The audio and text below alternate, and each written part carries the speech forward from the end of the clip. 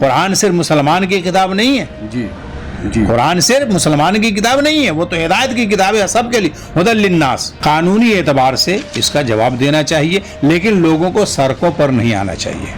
بس قانون اس نے سپریم کورٹ میں دیا ہے، ہمیں بھی قانون کا سہارا لینا چاہیے اور اپنی دلیلیں دے کر کے رزق دینے والا اللہ ہے، لیکن کسی نہ کسی کو ذریعہ بناتا ہے. کوئی بھی چیز جو ہے بغیر ذریعہ اور اسباب کے نہیں ہوتے ہیں، اس لیے اسباب کی حد تک اور رزق دینے کی حد تک بہرحال کسان کا دخل ہے. اس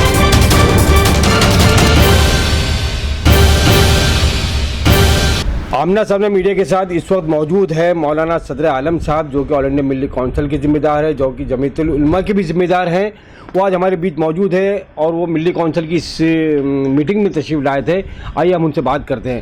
مولانا صدر عالم صاحب، آج اس طرح سے اس ملی کونسل کی میٹنگ میں بہت ساری معاملات پر گفتگو ہوئی، باتیں ہوئی. میں سب سے پہلے آؤں گا وسیم رضوی کے تعلق سے. اور بھی لوگوں نے بات کی، آپ کا کیا اس میں تاثرات اس معاملے پر پورے لوگوں کی ملت کو کیا کرنا چاہیے ایسے حالات میں؟ جہاں تک وسیم رضوی کا سوال ہے، جی، تو قرآن کا چیلنج اسی وقت سے ہے جب سے قرآن کی آیت نازل ہوئی، صورت نازل ہوئی اور پھر آخری آیت نازل ہوئی، جی، کہ اس کے اوپر جو ہے وہ لوگ اعتراض کرنے والے، بشار کرنے والے کرتے رہیں گے. لیکن یہ قرآن کا اعجاز ہے کہ قیامت تک قرآن کے ایک نقطے کی تبدیلی نہیں ہوگی، ایک زبر اور زیر کی بھی تبدیلی نہیں ہوگی. اور جہاں تک میں سمجھتا ہوں کہ اس طریقے کے لوگ اسلام کے آمد کے وقت سے ابھی تک آتے رہے ہیں اور جاتے رہیں گے. اور پیپر میں بھی آیا اور میں نے پڑھا بھی اور میں نے اندازہ بھی لگایا ہے کہ یہ حکومت کی چال ہے.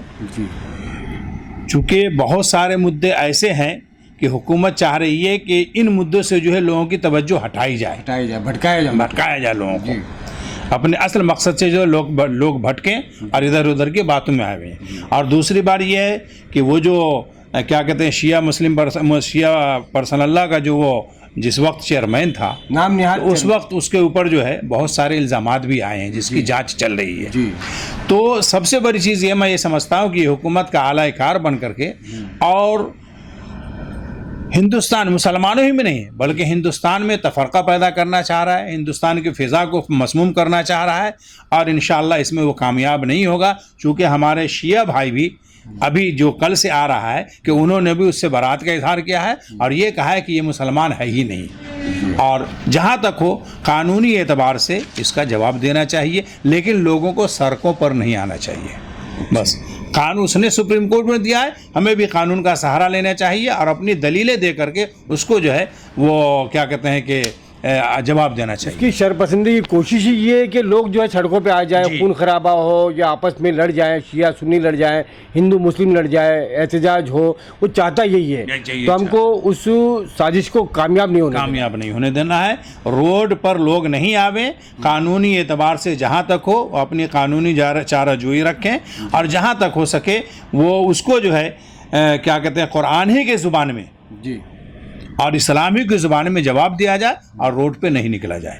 اس کی قانونی طور پہ الگ الگ پولیس اسٹیشن میں جیسے شکایتیں ہونی چاہیے، وہ کیا جائے، وہ ایک دم کیا جائے تاکہ دباؤ بنے کہ بھائی یہ مسئلہ جو ہے وہ ایک فرد کا نہیں ہے، یہ کسی بھی ایک جماعت کا نہیں ہے، یہ پوری دنیا کے مسلمانوں کا، اور مسلمان ہی کا نہیں بلکہ ساری انسانیت کا ہے. قرآن صرف مسلمان کی کتاب نہیں ہے، قرآن صرف مسلمان کی کتاب نہیں ہے، وہ تو ہدایت کی کتاب ہے سب کے لیے، ہدی للناس.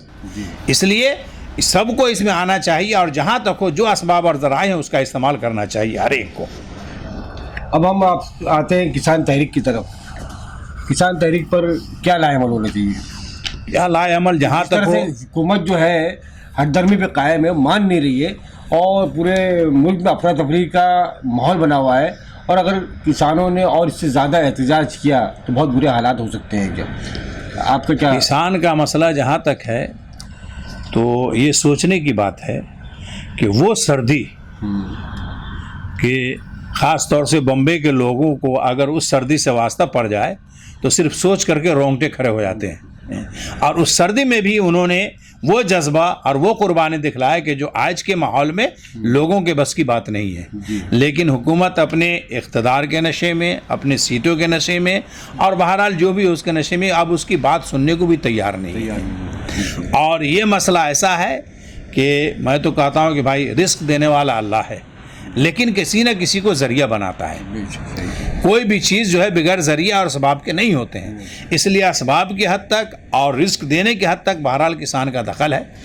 اس لیے اس میں ہر ایک آدمی کو, چاہے وہ کسی بھی مذہب سے تعلق رکھتا ہو, کسی بھی مسلک سے تعلق رکھتا ہو, وہ جہاں کا بھی ہو, اس کو جو ہے کسان کو ہر طریقے سے ساتھ دینا چاہیے جہاں تک ہو سکے. اگر پیسے سے ہو پیسے, اگر اس کو وہاں پر جا کر کے مدد ہو سکتی ہے, وہاں پر ہم سے اگر بولنے کی حد تک ہوتا ہے, تو ہم یہ کہیں گے آل انڈیا ملی کونسل کو کہ ابھی تو ہمارے لوگ نہیں جا سکیں گے, لیکن کم سے کم ایک لیٹر جو ہے ان کو یہاں سے تعاون کا کہ ہم ہر طریقے سے آپ کے ساتھ ہیں, یہ بمبے کی ملی کونسل کی طرف سے جانا چاہیے اور ان کی حوصلہ افزائی ہونی چاہیے. تو آپ لوگ لیٹر بھیجیں گے انشاءاللہ ضرور بھیجیں گے. چلیے, بہت بہت شکریہ, بہت بہت دھنیہ واد. آمنہ سامنے میڈیا سے بات کرنے کے لیے بہت بہت شکریہ.